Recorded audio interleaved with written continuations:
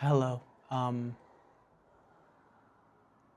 This is going to be very vulnerable if I do end up posting this, so I encourage you to not be super judgmental and recognize that I recognize that not everything I'm saying is necessarily true or I necessarily believe, but these are things I'm feeling right now.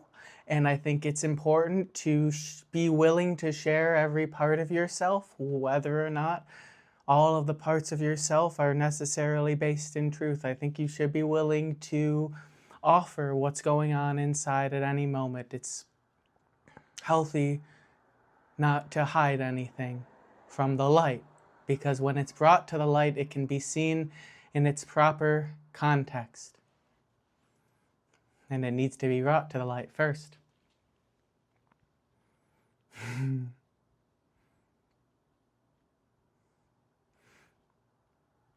So with that in mind, I'm going to kind of talk a bit about my spiritual journey from a less than idealized viewpoint, and in the moments where it gets a little scary and you get the moments where you're like, oh, I actually am insane. Compared to what is the average person? I guess you have an image of the average person. Compared to them, whoever you're thinking of as the average man, they would think I'm insane. You may think I'm insane, and I can't disagree with you.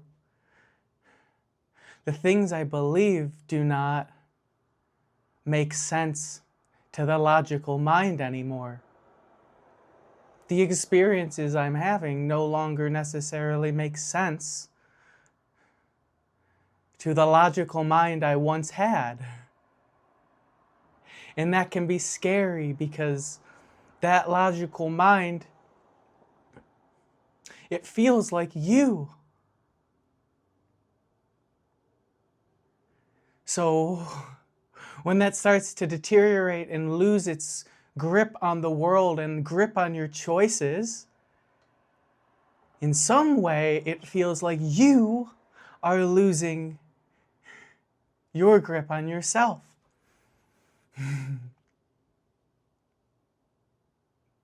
That's scary.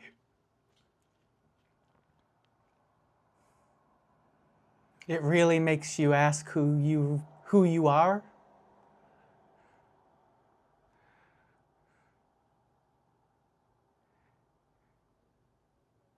It really shows you that you never knew.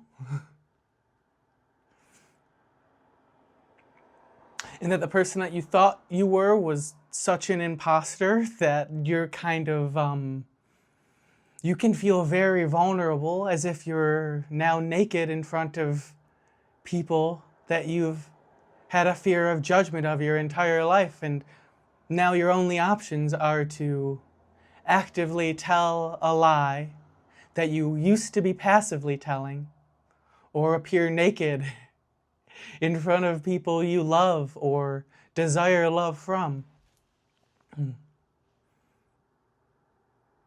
That's scary.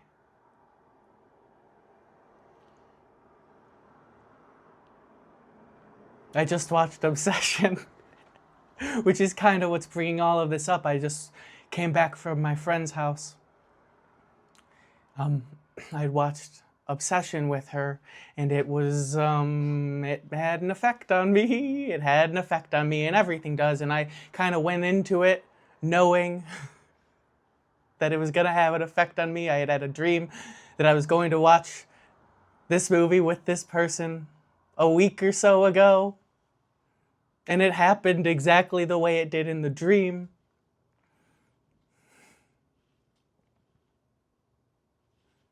It happened exactly the way it did in the dream. That's scary. That never happens. That doesn't happen to normal lives. That's scary.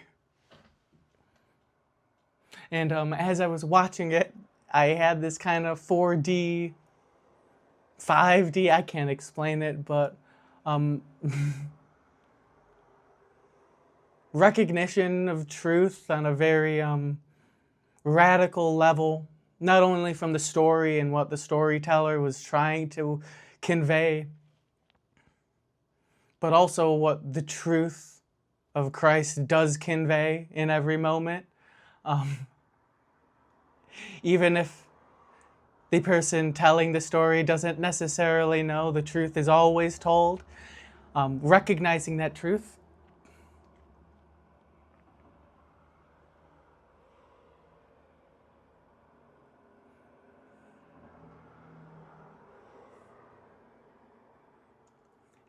it reverberated through me.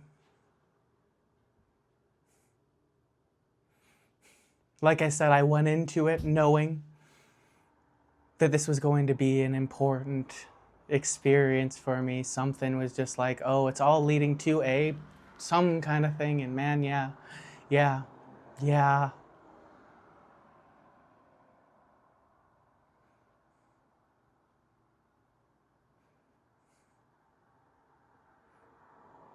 I saw myself in Nikki so much.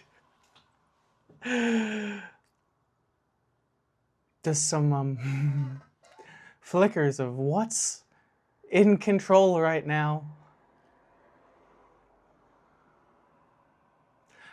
I feel like I've lost control. And let me be clear, it's not as much of a hellish world being controlled by the thing that's taking control of me. The outcomes are always better than anything I ever asked for, but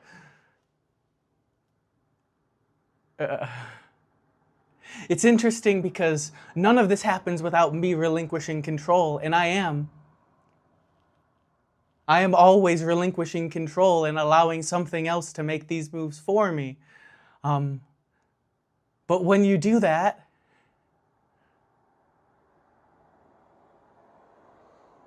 it feels like someone different is moving within you because something different is. Your true self is moving, but you don't really know that. That's not familiar to you yet because you have not known your true self.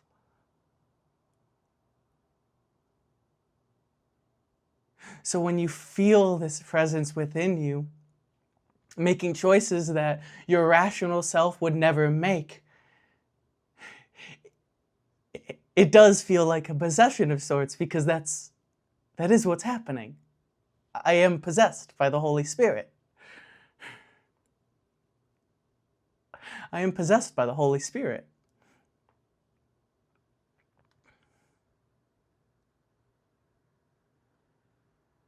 And I want this. I do want this, but I hear all of these words I'm saying. I think of anyone in my day-to-day life hearing any of this. They would be very worried about me. And I think there's no reason to be worried, but that's exactly what someone that you should be worried about would say, you know?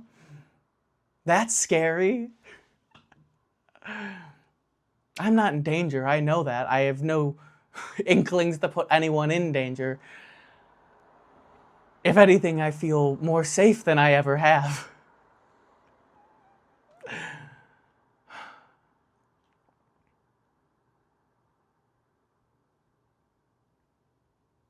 And that's scary.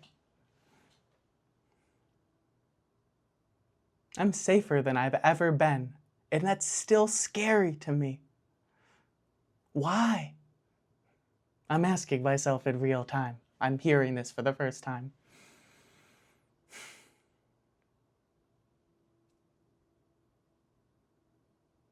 Of course, I'm afraid of love. I'm afraid of the story being over because I don't know what comes after that. The more I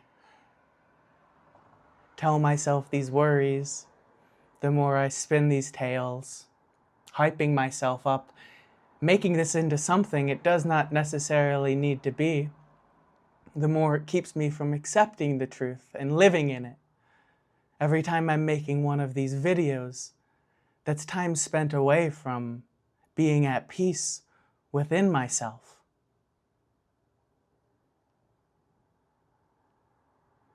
I like to tell myself I'm making these videos because I want to help people. I think what I have to say is in some way important to someone, who knows.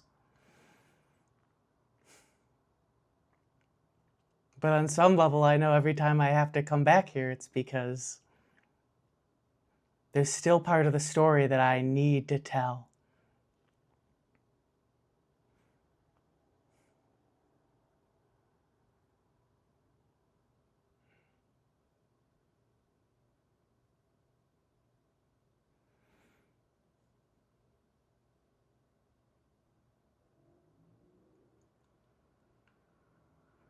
Perfect possession. That is my deepest desire. That's scary. I do want to be singularly obsessed with one being forever. That's scary. That's terrifying, right? You watched the movie probably too if you got this far into the video. If not, I guess watch it. This really isn't a review. I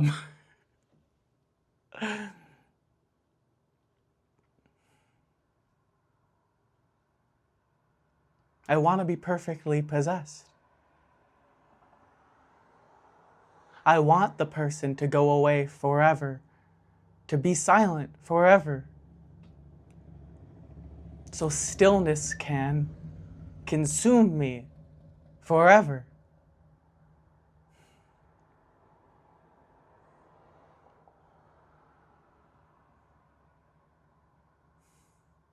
It's a lot of scary stuff. And like I said,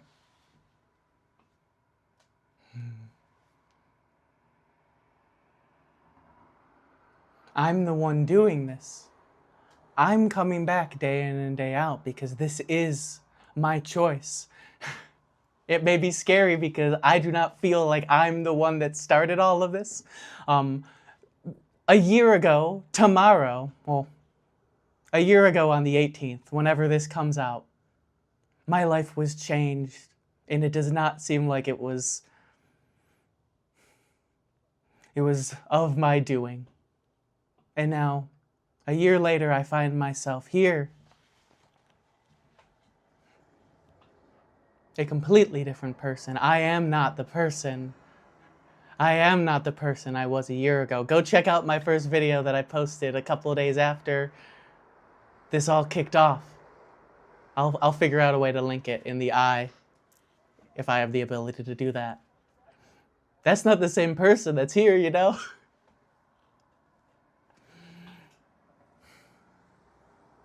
And that was not of my own doing.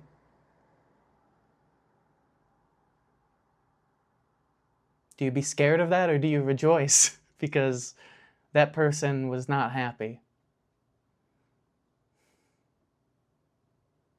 That person was lost. That person was empty. And through these strange set of circumstances, I find myself reborn. Re-identified. Constantly and every day.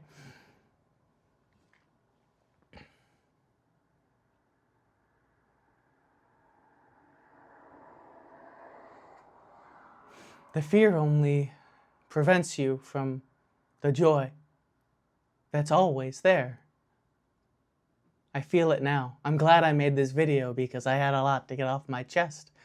I've offered it to you. Thank you for accepting it and bearing that yourself. Feel free to give it away as well. We can all release it. I can feel it's gone, and now I'm back resting in God.